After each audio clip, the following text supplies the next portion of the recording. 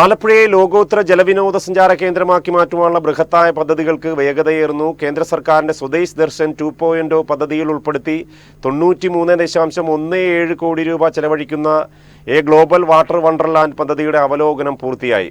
സംസ്ഥാന ടൂറിസം സാംസ്കാരിക വകുപ്പ് മന്ത്രി PC വിഷ്ണുനാഥിന്റെ നേതൃത്വത്തിലാണ് അവലോകന യോഗം ചേർന്നത്. വിദേശ സഞ്ചാരികളടക്കം ലക്ഷക്കണക്കിന് ആളുകൾ ഒഴുകിയെത്തുന്ന ആലപ്പുഴ ബീച്ചിന്റെയും നഗരത്തിന്റെയും മുഖച്ഛായ മാറ്റാനൊരുങ്ങുകയാണ് എ ഗ്ലോബൽ വാട്ടർ വണ്ടർലാൻഡ് പദ്ധതി. ആലപ്പുഴയെ അന്താരാഷ്ട്ര നിലവാരമുള്ള വാട്ടർ ടൂറിസം ഹബ്ബാക്കി മാറ്റുക എന്ന ലക്ഷ്യത്തോടെയാണ് കേന്ദ്ര സംസ്ഥാന പങ്കാളിത്തത്തോടെ ഈ ബൃഹത് പദ്ധതി നടപ്പിലാക്കുന്നത്. ആലപ്പുഴ ബീച്ച് നഗരഹൃദയത്തിലൂടെ കടന്നുപോകുന്ന ചരിത്രപ്രസിദ്ധമായ കനാലുകൾ, പുന്നമട ഭാഗത്തെ അന്താരാഷ്ട്ര ക്രൂയിസ് ടെർമിനൽ എന്നിവയെ പരസ്പരം കോർത്തിണക്കിയാണ് ഈ പദ്ധതി വിഭാവനം ചെയ്തിരിക്കുന്നത്. 93.17 കോടി രൂപയാണ് ഇതിനായാകെ വകയിരുത്തിയിരിക്കുന്നത്. പദ്ധതിയുടെ പുരോഗതി നേരിട്ട് വിലയിരുത്തുന്നതിനായി ടൂറിസം സാംസ്കാരിക വകുപ്പ് മന്ത്രി PC Vishnunath, KC Venugopal MP, advocate Shanimol Usman MLA, ജില്ലാ കളക്ടർ, ടൂറിസം സെക്രട്ടറി എന്നിവരടങ്ങുന്ന ഉന്നതതല സംഘം നിർമ്മാണ സ്ഥലങ്ങളിൽ നേരിട്ടെത്തി പരിശോധന നടത്തി.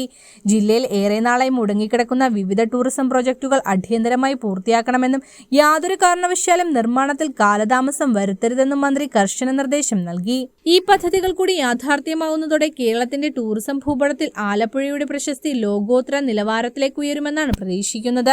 അതിന് നിർവഹണ ഏജൻസി നൽകിയിരിക്കുന്ന സമയം സെപ്റ്റംബർ അവസാനത്തോടുകൂടി ഇത് പൂർത്തിയാക്കും എന്നുള്ളതാണ്. അത് ബീച്ചിന്റെ നവീകരണം, കനാൽ നവീകരണം, നമ്മുടെ ഹൗസ് ബോട്ട് ടെർമിനലിന്റെ നിർമ്മാണം, ഇത് മൂന്നുമാണ്. അത് അദ്ദേഹത്തിന്റെ പ്രത്യേക താല്പര്യപ്രകാരം കേന്ദ്ര ഗവൺമെന്റിൽ നിന്നും അനുവദിക്കപ്പെട്ട ഒരു ഫണ്ടായിരുന്നു. നീണ്ടുപോകുന്ന സാഹചര്യത്തിലാണ് അങ്ങനെ ഒരു പ്രത്യേക റിവ്യൂ എടുത്തത്. അപ്പോൾ അത് സെപ്റ്റംബറിൽ പൂർത്തിയാകുന്നതോടൊപ്പം തന്നെ സ്റ്റേറ്റ് ഗവൺമെൻറ്റിൻ്റെ ബഡ്ജറ്റിൻ്റെ ഭാഗമായിട്ട് ഡിപ്പാർട്ട്മെൻറ്റിൻ്റെ ഫണ്ടിൽ നിന്നും കനാലിൽ ഒരു ടൂറിസ്റ്റുകളെ ഉൾക്കൊള്ളിക്കുന്ന ഒരു ആക്ടിവിറ്റി കൂടി, അല്ലെങ്കിൽ അത് പോളവന്ന് നിറഞ്ഞ് നശിച്ചു പോകുന്ന സാഹചര്യം ഉണ്ടായതുകൊണ്ട് അതുകൂടി നടപ്പിലാക്കാൻ ഇന്നത്തെ മീറ്റിങ്ങിൻ്റെ ഭാഗമായിട്ട് തീരുമാനിച്ചിട്ടുണ്ട്. അത് അഡീഷണലായിട്ട് ചെയ്യും. അതുപോലെ തന്നെ ഹൗസ് ബോട്ട് ടെർമിനൽസിലേക്കും നെഹ്റു ട്രോഫിയിലേക്കൊക്കെ പോകുന്ന സ്ഥലത്തെ പവലിയനിലേക്കൊക്കെ ആ ഭാഗത്തേക്കൊക്കെ പോകുന്ന റോഡുകൾ നന്നാക്കാൻ ടൂറിസത്തിൻ്റെ ഫണ്ട് ഉപയോഗിക്കാനും തീരുമാനിച്ചിട്ടുണ്ട്. നമ്മുടെ സെൻട്രൽ ഗവൺമെൻറ് അനുവദിച്ച സ്വദേശി ദർശൻ പ്രോജക്റ്റ് നിങ്ങൾക്ക് എല്ലാവർക്കും അറിയാവുന്നതാണ്. ആദ്യം സ്വദേശി ദർശൻ പ്രോജക്റ്റിൽ ആലപ്പുഴ ഇല്ലായിരുന്നു. പിന്നെ നമ്മൾ ഒരു ആലപ്പുഴയുടെ പ്രാധാന്യം കേന്ദ്ര സർക്കാരിന് മുന്നിൽ ശക്തമായി അവതരിപ്പിച്ചത് അടിസ്ഥാനത്തിലാണ്. അന്നത്തെ ടൂറിസം സെക്രട്ടറി ആയിരുന്ന ബിജു ഇന്നത്തെയും ടൂറിസം സെക്രട്ടറിയാണ്. അദ്ദേഹത്തിൻ്റെയും കൂടി സൽക്കാലമായിട്ടുള്ള ഒരു സഹായത്തോടു കൂടിയിട്ടാണ് ഈ പദ്ധതി ആലപ്പുഴയിൽ ഉൾപ്പെടുത്തി.